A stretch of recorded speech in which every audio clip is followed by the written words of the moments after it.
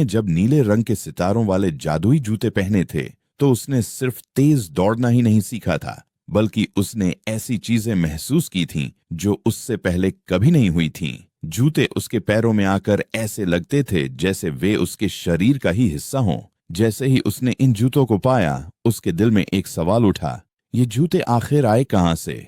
अपने पहले सफर के बाद रोहन ने उस पुरानी संदूक के पास लौटने का फैसला किया जहां उसे जूते मिले थे। जब वह वहां पहुंचा तो संदूक के अंदर एक छोटा सा चमड़े का कागज मिला। कागज पर कुछ अनजान चमकते हुए अक्षर लिखे थे। रोहन अपने गांव के सबसे बुजुर्ग और ज्ञानी व्यक्ति बब्बा जी के पास गया। बब्बा जी ने कागज को ध्यान से देखा और एक लंबी सांस ली। बेटा रोहन, बब्बा जी ने धीरे से कहा, ये जूते कोई आम जादू नहीं है, ये सप्त तारा जूते हैं। इन्हें एक महान यात्री ने बनाया था जो दुनिया के सातों सात चमत्कार ढूंढ रहा था। इन जूतों में उस यात्री की यात्रा की सारी शक्ति और इच्छा भरी हुई है। बब्बा जी ने समझाया कि ये जूते उस व्यक्ति को सातों चमत्कारों की दिशा में तेज रफ्तार से ले जाएंगे, मगर एक शर्त है, अगर तुम अपने सफर में सिर्फ अपने स्वार्थ के लिए दौड़ोगे तो जूतों की शक्ति खत्म हो जाएगी। रोहन को हर चमत्कार तक पहुंचने से पहले एक नेक काम करना होगा। रोहन का दिल खुशी और एक नई जिम्मेदारी से भर गया। अब उसके पास एक मंजिल थी, सप्ततारा जूतों की यात्रा को पूरा करना। पहला चमत्कार, बोलता हुआ समंदर जूतों ने रोहन को पहला संकेत दिया। एक रात जूतों से हल्की रोशनी निकली और जमीन पर एक नीले रंग का नक्शे का निशान बना। नक्शे के हिसाब से पहला चमत्कार पूरब की तरफ था, जहां बोलता हुआ समंदर था। रोहन ने अपनी पीठ पर एक छोटा सा बस्ता बांधा और अपने जादुई जूते पहनकर सफर शुरू किया। वह पहाड़ों, हरे भरे मैदानों और रेगिस्तानों के ऊपर से गुजरा।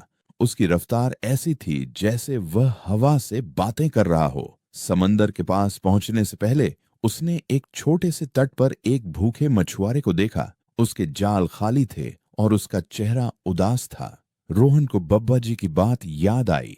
रोहन ने मछुआरे से पूछा, क्या हुआ भाई? मछुआरे ने बताया कि एक विशाल मछली रोज आकर उसके जाल को तोड़ देती है और वह अपने परिवार को खाना नहीं दे पा रहा। रोहन ने फैसला किया कि यही उसका पहला नेक काम होगा। उसने सोचा, मुझे उस मछली को पकड़ना नहीं, बस भगाना है।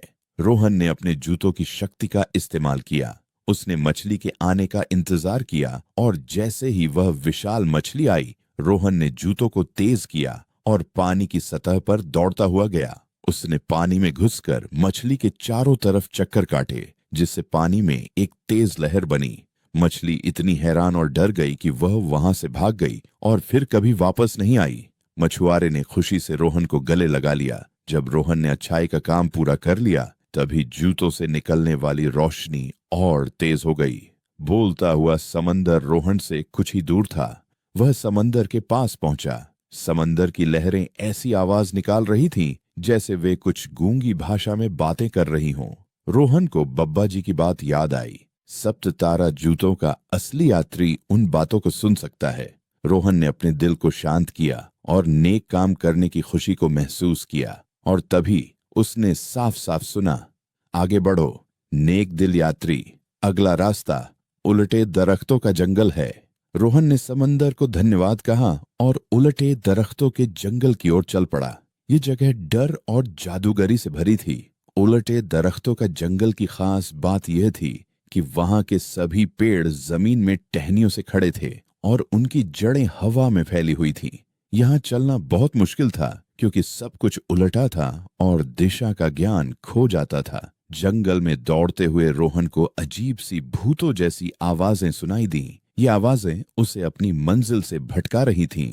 रोहन समझ गया कि जूतों की शक्ति का यहाँ कोई फायदा नहीं हो रहा, क्योंकि उसकी सोच उलझ रही थी। रोहन को अपने दूसरे नेक काम की तलाश थी। थोड़ी देर बाद उसने देखा कि एक छोटा सा परियों का झुंड रो रहा था। उनकी रोशनी धुंधली पड़ चुकी थी। उन्होंने रोहन को बताया कि इस जंगल में समय का भ्रमर फैला हुआ है। एक बुरा जादूगर इस जंगल के हर घड़ी को उलटा चला रहा है। अगर कोई परियों को छूता है तो वे अपनी याददाश्त खो देते हैं और उनका रंग उड़ जाता है। वे अपने घर वापस नहीं जा पा रहे थे। रोहन ने जादूगर का पता लगाया। वह जंगल के बीचों बीच एक काले पत्थर के नीचे छिपा हुआ था और उसके हाथ में एक चमकती हुई घड़ी थी। रोहन ने तेज सोच विचार किया। उसे जादूगर से लड़ना नहीं था, बल्कि उसे उसके काम को उलटा करना था। रोहन ने अपने जादुई जूतों का सबसे खतरनाक इस्तेमाल किया। उसने जूतों की रफ्तार को इतना तेज किया कि वह जैसे समय के धागे को काट रहा था। वह जादूगर के चारों तरफ इतनी तेजी से घूमा कि एक विशाल गोल चक्र बन गया। इस तेज चक्र की वजह से जादूगर की घड़ी और उसके जादू की शक्ति आपस में टकरा गई। धमाका! एक तेज रोशनी हुई और जादूगर की घड़ी टूट गई। समय का भ्रमर खत्म हुआ। पेड़ वापस सीधे नहीं हुए, मगर अब उनकी उलझी हुई शक्लें इतनी डरावनी नहीं लग रही थीं। परियों की रोशनी वापस आ गई और वे खुशी से नाचने लगे। उन्होंने रोहन को धन्यवाद दिया और उसकी यात्रा के लिए शुभकामनाएं दी। जैसे ही रोहन ने नेक काम पूरा किया, उसके जूतों से हरा रंग निकलने लगा। अब रोहन उलटे दरख्तों के जंगल के अंदर दूसरा चमत्कार देखने के लिए तैयार था।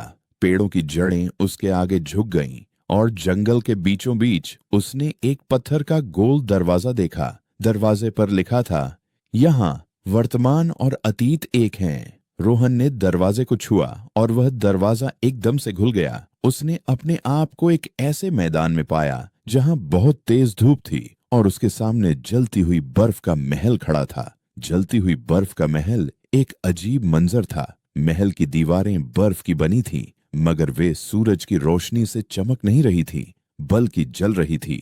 गर्मी ऐसी थी कि हर कदम पर रोहन के जूतों की नीली रोशनी धुंधली पड़ने लगी। रोहन को तीसरा नेक काम ढूंढना था। महल के बाहर उसने एक बड़ी रूहानी आत्मा, स्पिरिचुअल सोल, को देखा जो दुखी थी। आत्मा ने बताया कि वह इस महल की पुरानी रानी थी। जब वह जिंदा थी तो उसने गरीबी और दर्द को नजरअंदाज, इग्नोर्ड कर दिया था। उसके महल की बर्फ उसके पश्चाताप, रिग्रेट से जल रही थी। वह तब तक शांति नहीं पा सकती जब तक कोई उसके 3 सबसे बड़े पश्चाताप को ठीक न कर दे। रोहन की अंतिम चुनौती जूतों ने रोहन को रानी के पश्चाताप दिखाए। एक गरीब किसान से उसकी जमीन छीन ली थी। अपने पिता की मौत पर उसने उन्हें आखिरी बार धन्यवाद नहीं कहा था। उसने एक खजाना छिपा दिया था जिसे जरूरतमंद लोगों को मिलना चाहिए था। रोहन समय व्यर्थ नहीं कर सकता था। उसने अपने जूतों को 3 अलग अलग दिशाओं में तेजी से दौड़ने के लिए इस्तेमाल किया। जमीन वापस दिलाना। वह उस किसान के पोते तक पहुंचा जो अब भी गरीबी में जी रहा था। रोहन ने अपने जूतों की तेज रफ्तार का इस्तेमाल करके किसान की पुरानी जमीन के कागजात ढूंढे और उसे वापस दिलाए। शांति का संदेश। रानी के महल की एक पुरानी तस्वीर थी। रोहन ने अपने जूतों की शक्ति से समय को कुछ देर के लिए धोखा दिया और अपने आप को रानी के पिता की मौत से पहले के पल में ले गया। वह वहां खड़ा रहा और उनकी आखिरी सांसों में धन्यवाद बोला। खजाने का वितरण। जूतों की मदद से उसने छिपे हुए खजाने को ढूंढा और उसे उस गांव के लोगों में बांटा जहां रानी राज करती थी। जब रोहन ने ये तीनों नेक काम पूरे किए तो जलती हुई बर्फ का महल अपने आप शांत हो गया। आग बुझ गई और बर्फ शांति से चमकने लगी। रानी की आत्मा ने रोहन को धन्यवाद कहा। जैसे ही उसने रोहन को छुआ, रोहन के जूतों से एक चमकदार सुनहरी रोशनी निकलने लगी। रोहन ने इस सफर में सिर्फ दुनिया नहीं घूमी, बल्कि उसने इंसानियत के 3 जरूरी सबक सीखे: दयालुता, कृतज्ञता और निष्पक्षता। अपनी यात्रा के उस अंतिम पल में रोहन को बब्बा जी की आखिरी बात याद आई, जूतों की शक्ति का असली राज खुद में ढूंढना। और इस तरह रोहन की जादुई जूतों की यात्रा पूरी हुई। अभी 4 और चमत्कार बाकी थे, पर रोहन को समझ आ गया था कि सफर चमत्कारों को ढूंढने का नहीं, अच्छाई को फैलाने का था। वह अपने गांव वापस लौटा। जूतों की शक्ति उसके पास थी, पर अब उसे पता था कि उसकी असली शक्ति उसके नेक दिल में है। Please subscribe my channel Tunzumi.